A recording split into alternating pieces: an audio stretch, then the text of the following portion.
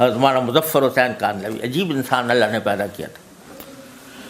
وہ ایک مرتبہ اپنے ایک ساتھی کے ساتھ کاندھلے سے پیدل سفر کر رہے تھے، دہلی جا رہے تھے، تو راستے میں مغرب کی نماز کا وقت آیا تو دیکھا کہ کوئی نماز پڑھنے کی جگہ ملے، تو ایک بستی تھی وہاں پر دیکھا تو ایک مسجد تو ہے بالکل ویران پڑی ہوئی ہے، گرد غبار میں اٹی ہوئی ہے، تو وہاں انہوں نے کہا بھی چلو یہاں نماز پڑھتے ہیں۔ نماز پڑھنے کے لیے وہاں داخل ہوئے، کوئی آدمی نہ آدمزاد، اذان دی تو اذان کے اوپر بھی کوئی چل کے نہیں آیا مسجد میں۔ حضرت نے اس کے اوپر جھاڑو دی، گرد و غبار ہٹایا، اذان وہ پھر جو ساتھی تھے ان کے ساتھ مل کے جماعت کی۔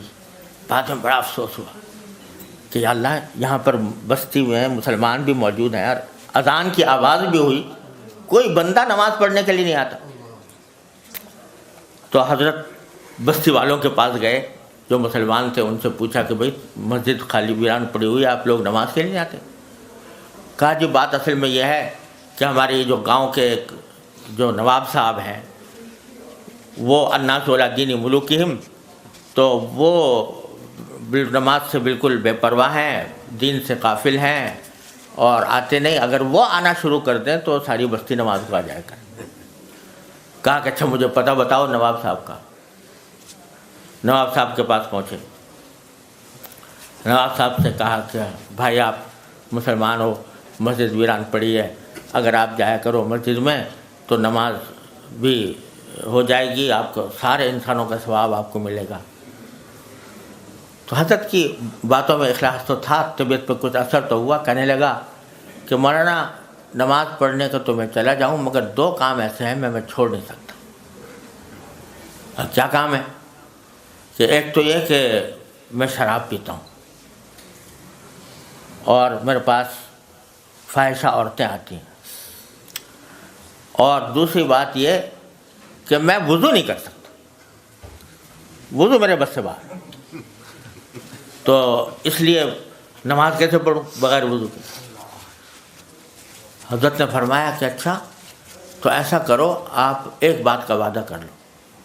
یعنی کیا؟ کہ بغیر وضو کے پڑھ لیا کرو نماز، بغیر وضو کے نماز پڑھ لیا کرو، لیکن وعدہ کر لو کہ نماز آپ جاؤ جو بغیر وضو کے پڑھو گے دوسرے لوگ دیکھ کے بھی آ جائیں گے۔ بغیر وضو کے نماز کیسے؟ کہا کہ میں کہہ رہا ہوں بغیر وضو کے پڑھو۔ تو اس نے کہا اچھا یہ تو میں کر لوں گا، لیکن بغیر وضو کے میرے سے میں آ نہیں رہا۔ کیسے؟ کہ سو میں آئے نہ آئے آپ مجھ سے وعدہ کر لو بغیر وضو کے پڑھنا۔ اور جہاں تک وہ اور باتوں کا تعلق ہے، وہ تم گھر میں جو کچھ کرتے ہو کرا کرو، لیکن نماز کو آ جائے گا، وعدہ کرو۔ اب اس کے بعد کوئی راستہ نہیں تھا، اس نے کہا جی اچھا وعدہ کرتا ہوں، کل ظہر کے وقت سے نماز کو جاؤں گا۔ حضرت وہاں سے اٹھے، دوبارہ مسجد میں گئے، 2 رکعتیں پڑھی، سجدے میں گرے، خوب روئے، خوب روئے، اور رو کے دعا مانگی کہ اللہ میں یہاں تک تو لے آیا، اب وضو کرانا آپ کا کام۔ یہ کہہ کر اگلے دن ظہر کا وقت آیا تو نواب صاحب کو وعدہ یاد آیا۔ جب جانے لگے تو دل نے یہ کہا کہ خدا کے بندے پہلے دن تو جا رہا ہے نماز پڑھنے کے لیے، تو آج تو وضو کر لے۔ آپ وضو کیا تو غسل کر لے۔ تو غسل کیا اور غسل کر کے مسجد پہنچے اور نماز پڑھی، اور اس کے بعد اللہ تبارک و تعالیٰ دل ایسا بدلا کہ جو اور خرافات لگی ہوئی تھی وہ بھی چھوڑ کر۔